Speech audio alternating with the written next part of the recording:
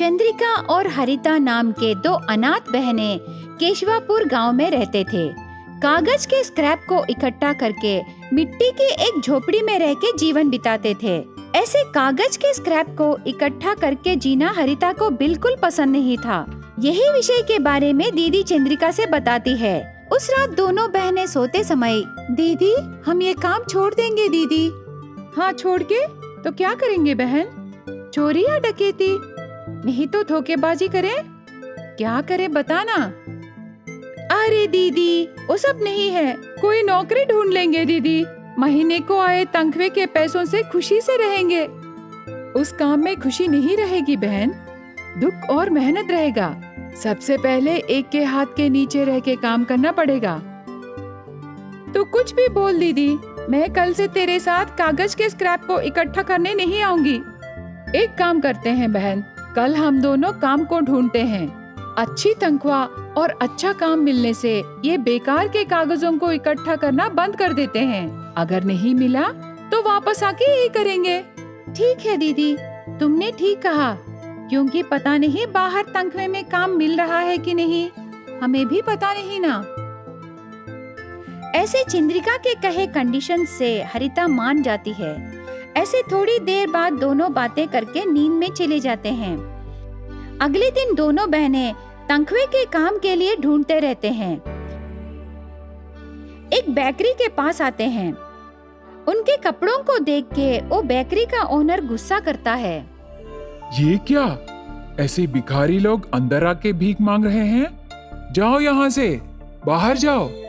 वो बात सुन के उसे मनाते हुए, सर प्लीज आप हमारी बात एक बार सुनिए। ऐसे कहते समय वो ओनर ने, मुझे पता है तुम दोनों क्या कहना चाहते हो। माँ को दिल का दौरा है, पापा को तंत्रिका दर्द, भैया को पेट में दर्द और दीदी को सर दर्द। ये सब मैं बचपन से सुनता आ रहा हूँ। वो बात नहीं है सर। देखने से पता चल रहा है ना दर्दों के महाभारत को। अगर तुम दोनों यही रहने से चोरी केस में जेल को भी जाऊंगा। जाओ यहाँ से। सुबह सुबह भिखारी के चेहरे लेके आ जाते हैं भीख मांगने। वो बातों से हरिता बहुत दुखी होती है, आंसू बहाती है। लेकिन चंद्रिका ये सब पहले से ही एहसास करती है और ज्यादा फील नहीं होती। दोनों बहनें ऐसे पैदल जाके आगे जाने लगते हैं। थोड़ी दूर जाने के बाद दोनों को सुपरमार्केट दिखाई देता है। वहाँ जरूर उन्हें काम मिलेगा सोच के हरिता भरोसा करती है, पर चंद्रिका को पता है वहाँ भी कोई काम नहीं मिलेगा करके। वो विषय बताने से बहन हरिता नहीं सुनती करके भी पता है। काउंटर पर रहे व्यक्ति दोनों बहनों को देख के, कौन हो आप, क्या चाहिए? मैं और मेरी दीदी काम के लिए आए सर। यहाँ कोई काम है तो बताइए ना, मैं और मेरी दीदी अच्छे से काम करेंगे सर। यहाँ कोई काम वाम नहीं है। हर एक गली में एक एक सुपरमार्केट खोल के हमारा बिजनेस ही बहुत कम है, और तुम आके अब काम पूछ रहे हो। यहाँ के नौकरों को तनख्वाह देना ही बहुत मुश्किल हो रहा है। तुम्हें काम पर रखने से मुझे बैंक में डकैती करना होगा। ऐसे कहता है। उसके बाद दोनों बहनें वहाँ से चले जाते हैं। हरिता बहुत दुखी होती रहती है।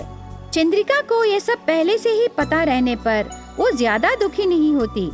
अंधेरा होते समय दोनों बहनें काम को ढूंढते ढूंढते थक कर घर वापस आते हैं। खाना खा के सो जाते हैं। अगले दिन बेकार के कागजों को इकट्ठा करने के लिए चंद्रिका से पहले हरिता तैयार हो जाती है। चंद्रिका कुछ नहीं बोलती और एक थैली लेके एक कचरे के डिब्बे के पास जाते हैं। वहाँ उन्हें एक गाउन दिखाई देता है। वो देखने में बहुत अच्छा रहता है। वे दोनों उस गाउन के लिए झगड़ते समय वो गाउन दो टुकड़ों में फट जाता है। तब वो कुछ नहीं कर सके और फटे हुए गाउन को थैली में रख के अंधेरा होने से पहले ही उनके घर वापस आते हैं। कचरे डिब्बे में मिले उस गाउन को चंद्रिका सीलती रहती है। 15 मिनट बाद गाउन सीलना खत्म हो जाता है। तब तुरंत वो गाउन चमकते हुए एक माया गाउन में बदल जाती है। मैं एक माया गाउन हूँ, मुझे उस कचरे डिब्बे में से लाए ना। मुझे शाप विमोचन हुआ है, इसीलिए मैं तुम्हें सोना और पैसे दूंगी। उन पैसों से और सोने से तुम दोनों खुशी से रहो। ऐसे कह के सोना और पैसे देके माया गौन गायब हो जाती है। उस दिन से दोनों एक अच्छा घर खरीद के एक शॉप खोल के जीने लगते हैं। गर्भवती दीदी और निर्दयी बहन पार्ट 1 में उसकी बेटी चंद्रिका गर्भवती रहते समय उसे हिंसा किए सौतेली माँ और बेटी हरिता को मार के घर से निकाल देता है वीरैया। उसके बाद गर्भवती बेटी चंद्रिका को बिस्तर पर सुला के पंखे से हिलाता है। बेटी सो जाने के बाद वहां से निकलकर घर से बाहर आके पेड़ के नीचे बैठकर दुखी होने लगता है। ऐसे मुझे उम्र में रही लड़की को नहीं मानना था। बेचारी हरिता, मेरे मार खा के उसे बहुत दर्द हो रहा होगा। ये सब मंगम्मा के वजह से ही हुआ। हरिता को डांट के मंगम्मा को डबल डोज देने से अच्छा था। ऐसे सोच के दुखी होने लगा वीरैया। थोड़ा समय बीतने के बाद चंद्रिका की नींद खुलती है। उठ के कमरे के चारों ओर देखती है। उसका पिता वीरैया कहीं दिखाई नहीं देता। उससे हॉल में आके देखती है, वहां भी उसका पिता नहीं रहता। तब वो कुछ ना कर सकी और पापा तो यहाँ भी नहीं है, शायद मेरे लिए खाना पका रहे होंगे, ऐसे सोच के किचन में जाती है। वहां भी पिता वीरैया नहीं रहता, पर खाना पका के तैयार करके टेबल पर रख के रहता है। वहां से बाहर आती है। बाहर पेड़ के नीचे चिंता से बैठे पिता वीरैया को देखती है। वीरैया का चिंता का कारण हरिता है करके चंद्रिका को समझ में आता है। तब वो अपने आप में, हाँ, हरिता मेरी सगी बहन नहीं है, पर मेरे पापा हम दोनों को एक जैसे ही देखे। जो कुछ भी खरीदते थे वो हम दोनों को समान रूप से देते थे। वो भी हमारी पसंद के ही लेते थे। पर मेरी सौतेली माँ ये सब देख ना सकी और कुछ न कुछ बोल के पिता और बेटी के बीच झगड़े रखती थी। वो झगड़े अभी बहुत बड़े हो गए हैं, एक दूसरे को देखते ही नफरत करने लगे हैं। ऐसे सोच के बाहर पेड़ के नीचे बैठे पिता वीरैया के पास आती है। पापा। क्यों बेटी, इतनी जल्दी उठ गई? खाना लगाऊं? नहीं तो बाहर जाके जूस लाऊं? बताओ बेटी। वो सब ठीक है पापा, आप क्यों इतना चिंतित लग रहे हो? कुछ नहीं बेटी। पापा, मैं आईने में मेरे चेहरे से ज्यादा मैं आपके चेहरे को देख के बड़ी हुई। आपकी हर चाल मुझे पता है। मुझसे झूठ बोल के आप बच नहीं सकते। मुझे पता है पापा, हरिता के बारे में पिता का दिल घबरा रहा है। वो बात नहीं है बेटी। जाइए पापा, जाके बहन और मौसी को घर ले आइए। ये बात सुन के वीरैया बेटी चंद्रिका का दिल समझता है। वो अपने मन में, तुझे देखने से मेरी माँ याद आ रही है बेटी। तेरा दिल बिल्कुल मेरी माँ जैसी है। ऐसे सोच के और एक बात भी नहीं बोलता और वहां से निकलता है। मंगम्मा और हरिता दोनों गांव से दूर एक पेड़ के पास बैठ के दर्द से रोते रहते हैं। तब बेटी हरिता दुखी होके ऐसे कहने लगी, माँ, मार खाए जगह बहुत जलन और दर्द हो रहा है। दर्द कम होने के लिए कुछ करो माँ। तू ये सब मुझसे ही कह रही हो? तेरे चोट तुझे जलन और दर्द दे रहे हैं। क्या मेरे चोट मीठे रहेंगे क्या हरिता? मुझे भी बहुत जलन और दर्द हो रहे हैं। मैं क्या करूं बता?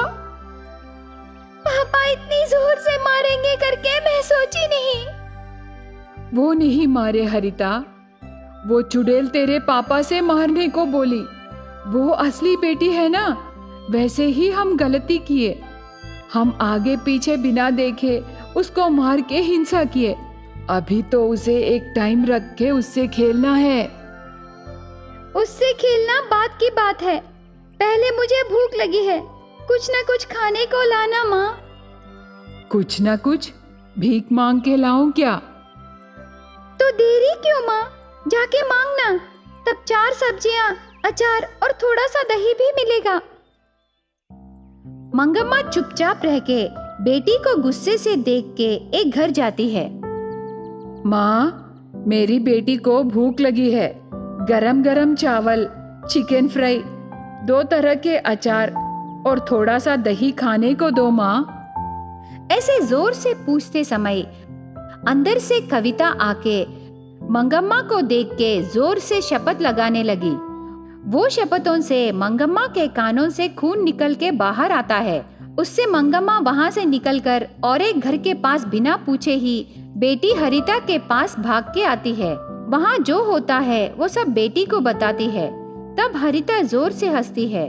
गुस्से से मंगम्मा ने मेरी स्थिति का कारण बनी उस चंद्रिका का कुछ न कुछ करना है।